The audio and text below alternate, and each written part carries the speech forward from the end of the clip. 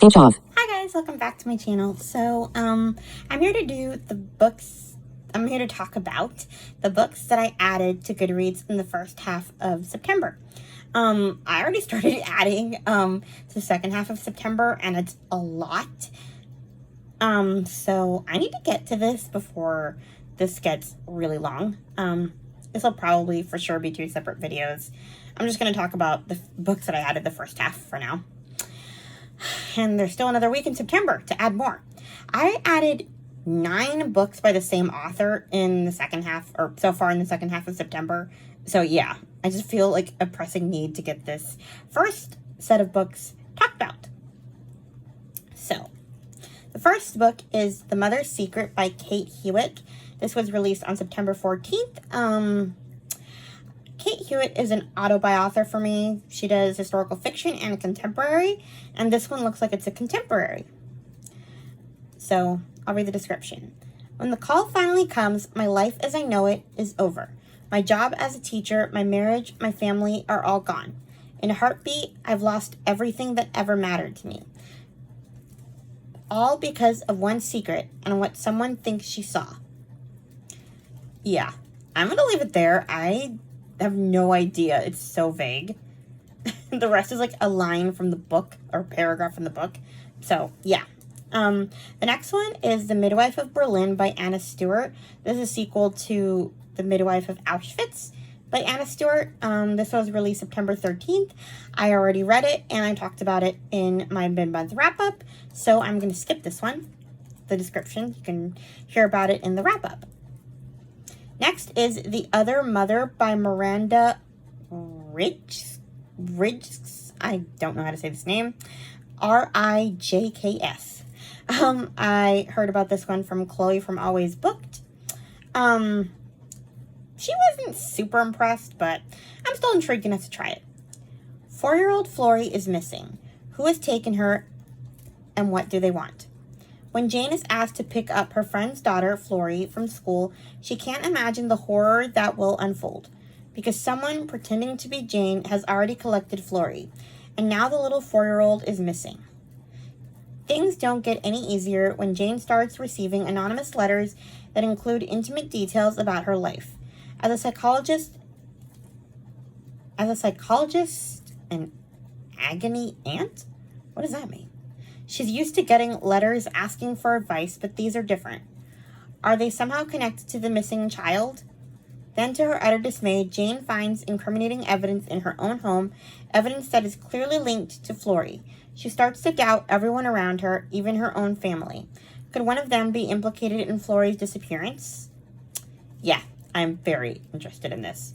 Even though Chloe said she wasn't super impressed. Next is The Choices She Made by Felicia Ferguson. I heard about this one from book lover Amanda. In 1997, 17-year-old Madeline Williams is torn between continuing her family ranching legacy and accepting her army-bound boyfriend's marriage proposal. But when an assault by John David Billings, the son of a wealthy rancher, leaves her pregnant, Madeline sacrifices both options, choosing to leave town and raise the child alone. It's been several years, and when she returns to her hometown to meet with her father, rumors circulate about John David's trial for assaulting other women. Madeline struggles with the secret she's kept from her daughter, and everyone but her father all of these years. If she testifies, John David could be put away for good. Doesn't help that he's hired a killer lawyer, and it would take a testimony like hers just to put him behind bars. But if she unveils her past, that could have dangerous repercussions for her daughter. She has trusted God throughout her entire life, but can she trust him to carry her through his trial? Yep, sounds interesting. Kind of reminds me a little bit of One Summer in Savannah that I read last month. Similar. I mean, not that similar. It's not Christian fiction. That one's not Christian fiction, but it's about an assault that results in a child and kind of that journey, minus the trial. Anyway, next is Forever or a Long, Long Time by Kayla Carter. I heard about this one from Krista from Books and Jams, who actually, I should really credit the source. I heard about it in her video, but the video was where she reads like a booktuber, and she reads like books similar to her booktube friends, and she read this one similarly to Chantel from Chantel Reads All Day. That's why I said I should probably credit the actual source who started this chain. Anyway, Flora and her brother Julian don't believe they were born. They've lived in so many foster homes, they can't remember where they came from. And even now that they've been adopted, Flora still struggles to believe in forever. So along with their new mother, Flora and Julian begin a journey to go back and discover their past, for only then can they really begin to build their future. There you go. Next is The Last Bookshop in London by Madeline Martin. I heard about this one from Mitzi Reads and Writes. August 1939. London prepares for war as Hitler's forces sweep across Europe. Grace Bennet has always dreamed of moving to the city, but the bunkers and blackout curtains that she finds on her arrival were not what she expected, and she certainly never imagined she'd wind up working at Primrose Hill, a dusty old bookshop nestled in the heart of London. Through blackouts and air raids, as the Blitz intensifies, Grace discovers the power of storytelling to unite her community in ways she never dreamed, a force that triumphs over even the darkest nights of the war. Sounds good to me. Next is like a duology. No Ocean Too Wide by Carrie Taransky. I heard about this one from Katie from Paperbacks and Ponytails. Between the years of 1869 and 1939, more than 100,000 poor British children were sent across the ocean to Canada with the promise of a better life. Those who took them in to work as farm laborers or household servants were told they were orphans. But was that the truth?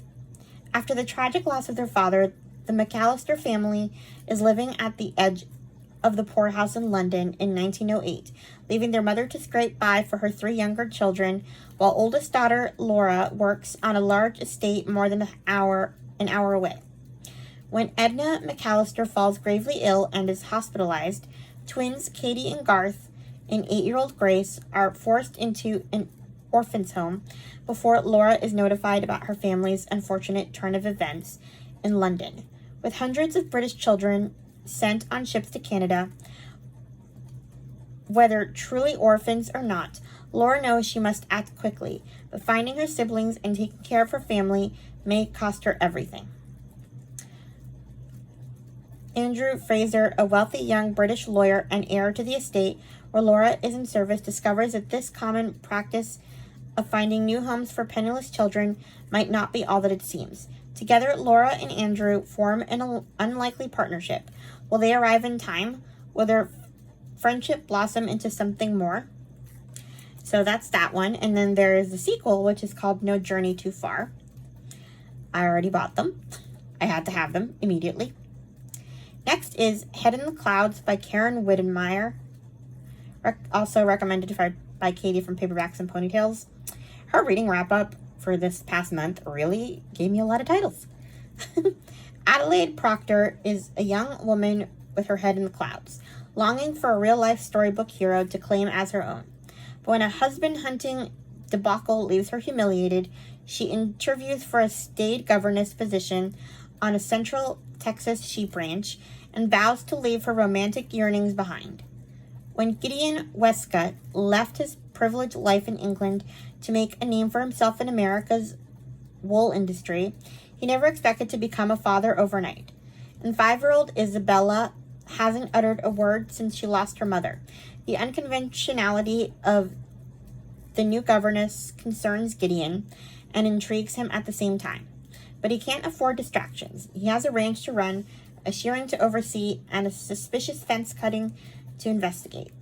When Isabella's uncle comes to claim the child and her inheritance, Gideon and Adelaide must work together to protect Isabella from the man's evil schemes. So, yeah, and it sounds like it's going to be a romance, which I'm okay with. Honestly, I think I like romances where there's like a family involved. It just makes me care that they get together more than if it was just like a couple getting together. Because like, if there's a kid involved, there's like stakes. So you want them to get together for the kid because the kid loves them both. So it's just, I don't know. There almost always has to be a kid in my romances. Anyway, yeah. So it sounds like it's kind of like an adoption type story too, because this isn't his kid, which just makes it even better. Anyway, next is The Fall of Marigolds by Susan Meisner. I heard about this one from Mitzi Reads and Writes as well. I haven't actually heard about this one, even though I am a Susan Meisner fan. A beautiful scarf passed down through the generations connects two women who learn that the weight of the world is made bearable by the love we give away. September 1911. On Ellis Island in New York Harbor, nurse Clara Wood cannot face returning to Manhattan, where the man she loved fell to his death in the Triangle Shirtwaist Fire.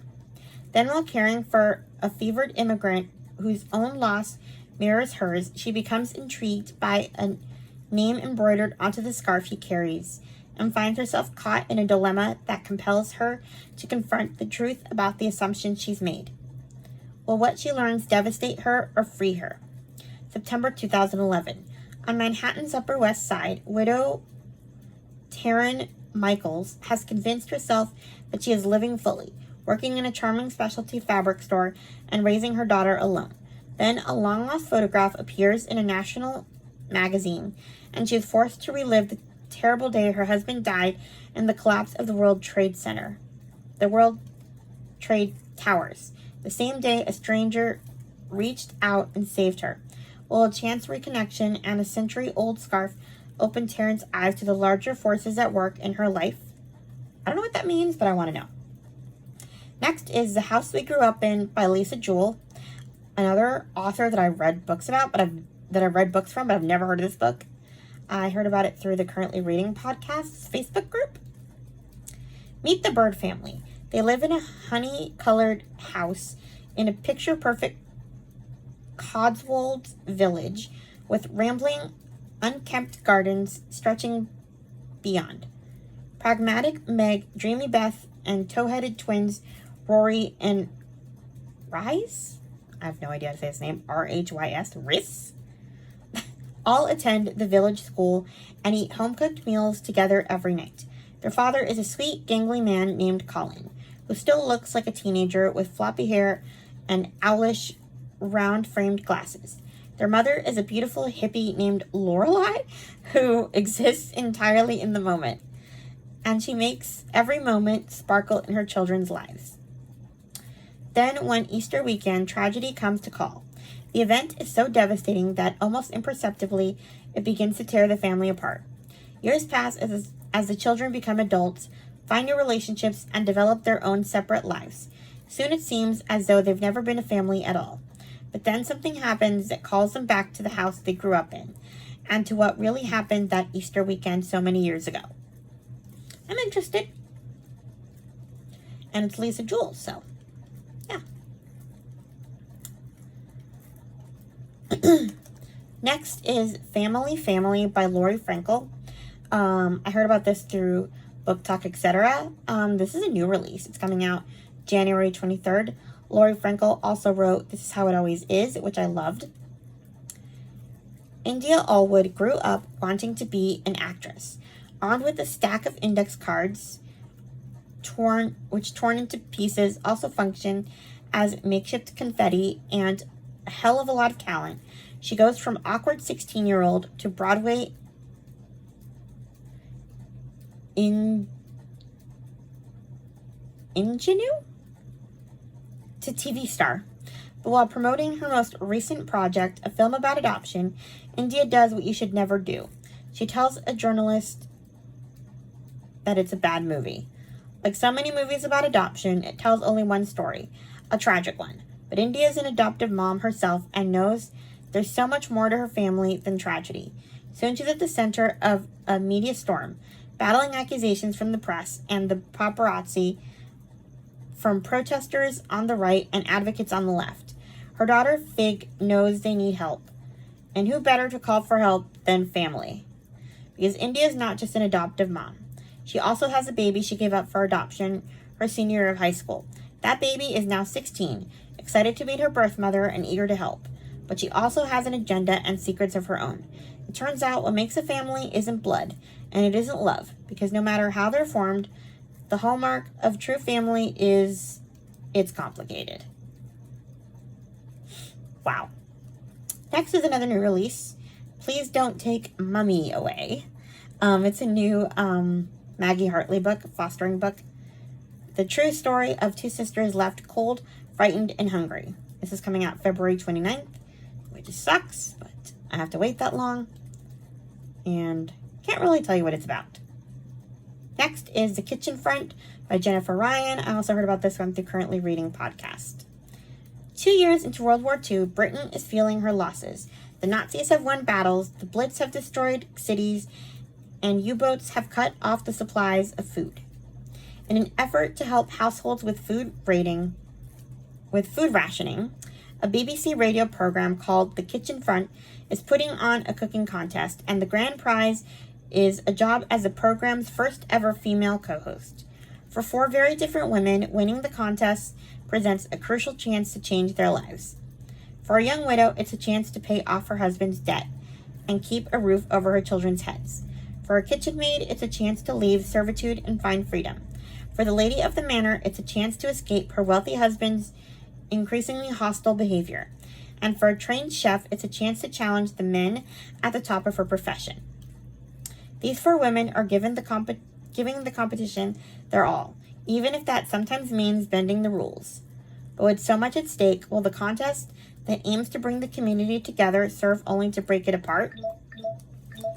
And that is all I have for the first half of September. That was a lot, but there will be a lot more. Hopefully I can get through them quickly in my next video. But hey, it's always good to add more books, right? Anyway, please like, comment, and subscribe, and I'll talk to you guys in my next video. Bye! Speech on. Stop recording video.